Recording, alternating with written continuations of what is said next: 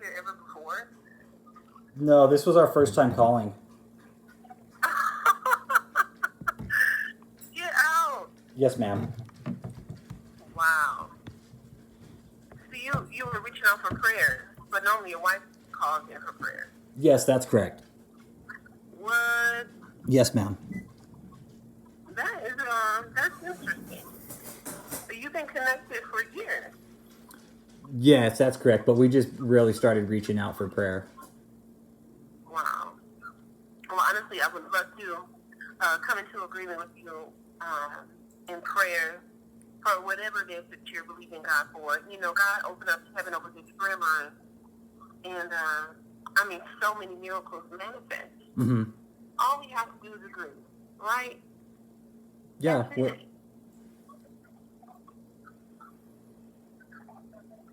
What were you going to say? Yeah, that's good. It's good to agree on things. Yes. So I know that you're getting everything prepared for tomorrow. So let's pray. What Okay. are some things that you want to come into agreement with? Let's see. What could I come into agreement with? I mean, who do I need to come in agreement with? You? What did you say? Who do I need to come in agreement with? Yes, me. Like a signed agreement? You're funny. No, prayer. Oh, but what did we want to agree about? That's what I'm asking. I'm confused, I guess. Like in prayer, for us to come together and pray together in agreement that I will indeed respond to this prayer request. That David Taylor will respond to the prayer request? That God will respond to the prayer request? No, that David Taylor will respond to the prayer request? No, that Jesus will respond to the prayer request. This is when 2 or 3 are gathered, there Jesus is in the midst. Oh, okay, So, okay. Gotcha. Yeah, like us coming together, we're coming together in agreement that God will respond to this prayer request. Oh, okay. Yeah, my wife just told me she spoke to Minister Cheyenne before. That's awesome. Yeah. When did she speak to him? A few weeks ago? And they had actually had a nice conversation. That's awesome. Mm-hmm. And then, So, would you like to come into agreement in prayer? Or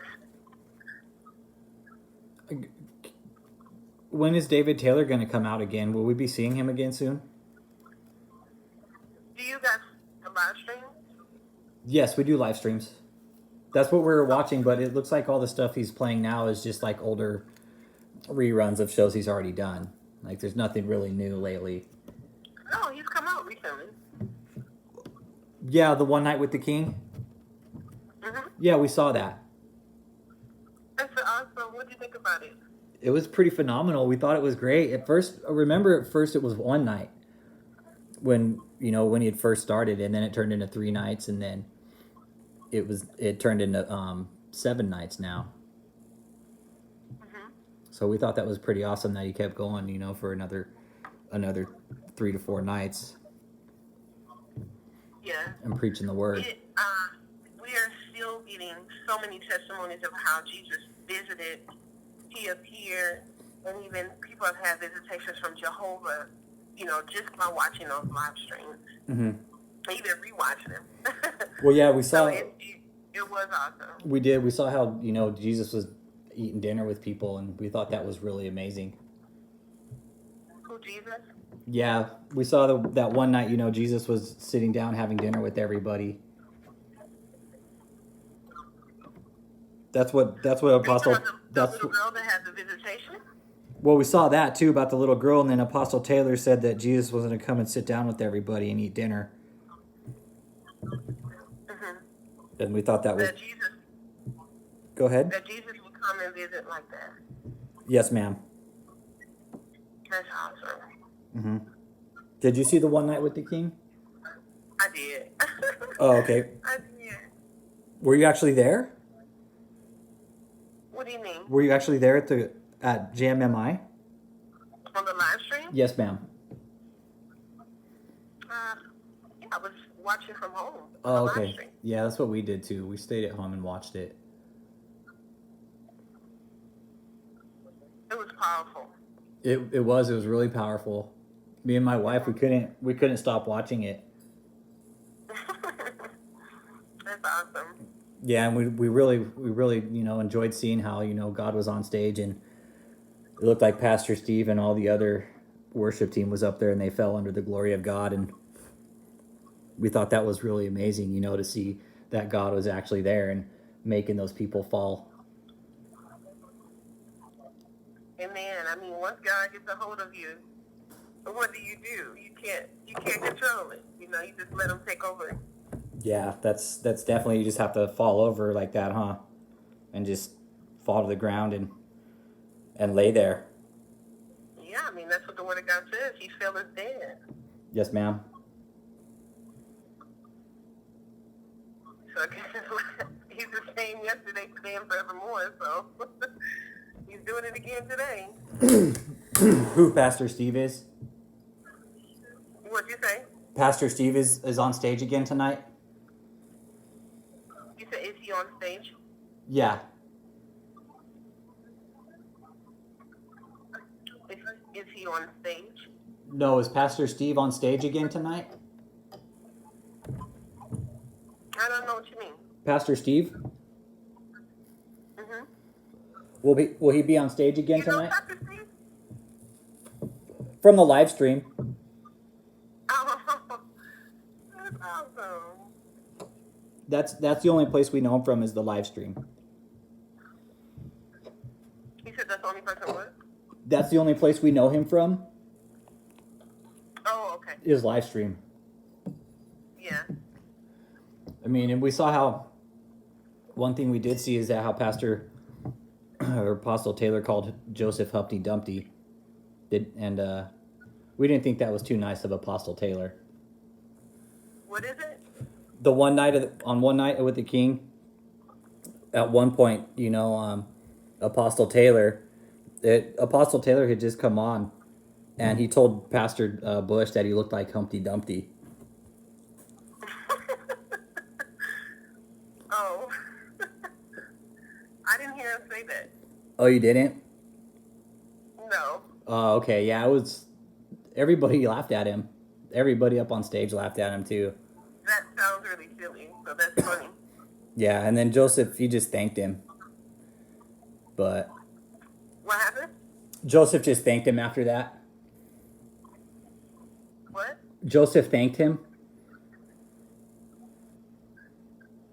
After Apostle Taylor called Joseph Humpty Dumpty, Joseph just thanked Apostle Taylor.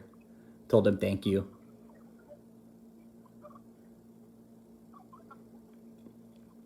I think I missed all of that. I don't know what you're referring to. Oh, okay. Yeah, there was a couple things we had seen too that were kind of, most of the seven nights with the King was pretty good. But there was a couple instances where we saw that David got pretty mad at some of you guys.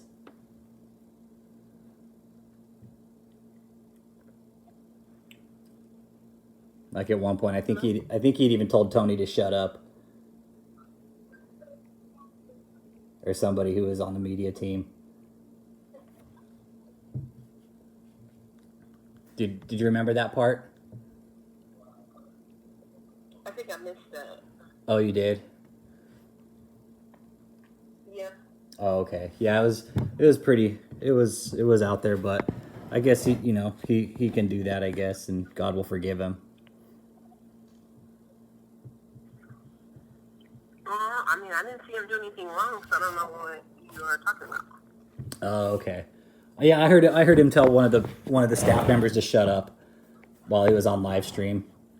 And there's a couple other instances where me and my wife had kind of noticed some things that were kind of out of the ordinary. Mm-hmm. Like at one point he was praying for a new staff because he said that, the media team was messing everything up under the glory of God, and that, David started praying for a new staff right there. I think that was on the 5th night. Hmm. Maybe I need to go back and rewatch it because I didn't get any of that. Yeah, it was a few instances, not many, but there was a few where, you know, David's narcissism came out on the end.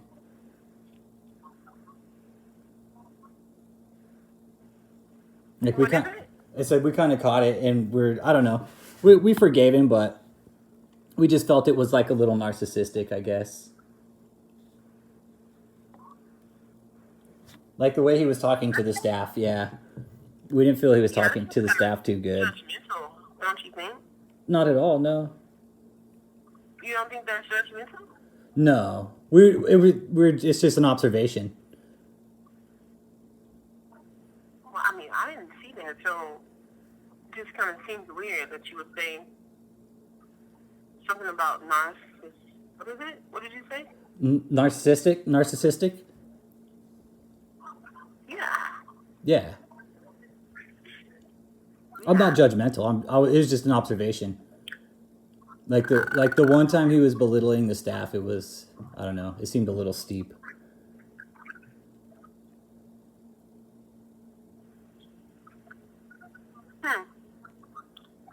I've never known him to do that. Oh, you haven't? We haven't either. This was kind of the first time we've seen it. So that's what I'm saying. I didn't see that. I didn't hear it. I don't know what you're referring to. Oh, okay. Maybe I might be seeing or hearing things then.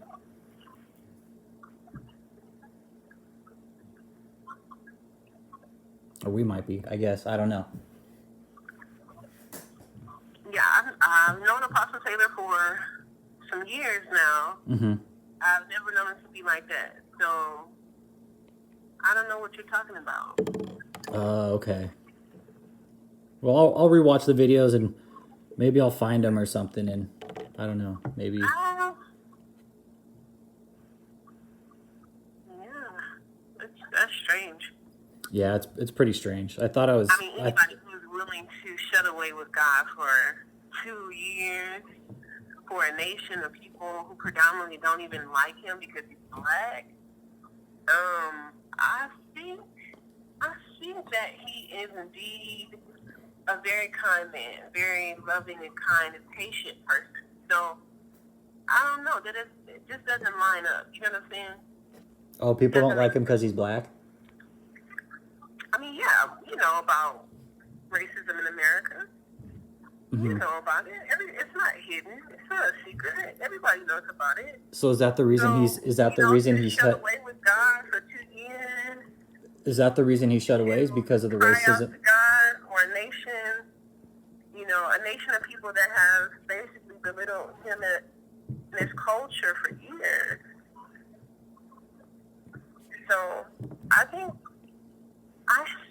that that's commendable to be shut away with God like that. And so it just doesn't seem like somebody who would be narcissistic or like have like a terrible character like that to stretch out one's hand in such a way.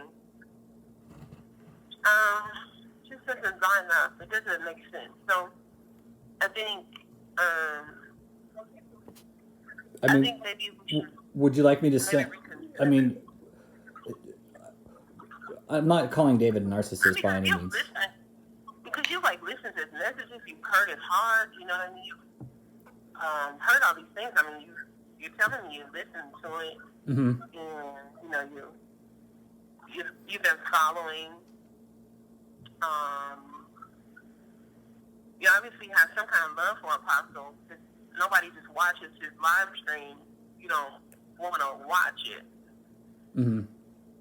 It's kind of weird to just watch it and you completely hate the ministry or hate the men of God. I never said I hated anybody. No. I'm just saying it would be weird if somebody watched his live stream. Right? Come on, picture this, right? Somebody just watching the live stream consistently, constantly watching, following, calling in, kind of things like that, if they strongly disagree with the man of God, or they strongly disagree with his ministry.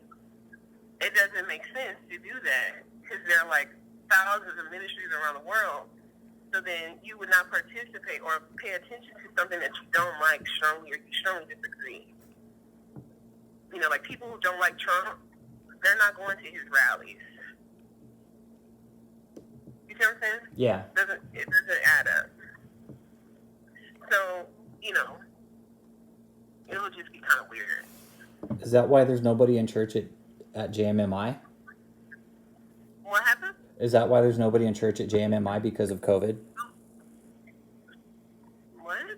Is that why there's nobody in church at JMMI because of COVID? Were you calling us for prayer? Well, yeah, I thought we were getting to that. I was letting you finish what you're saying.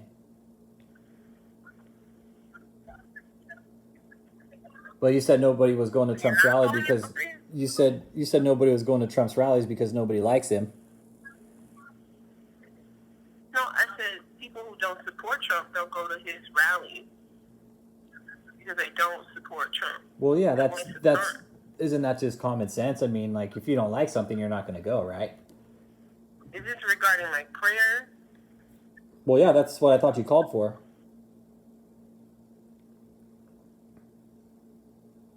I'll pray for you if you'd like.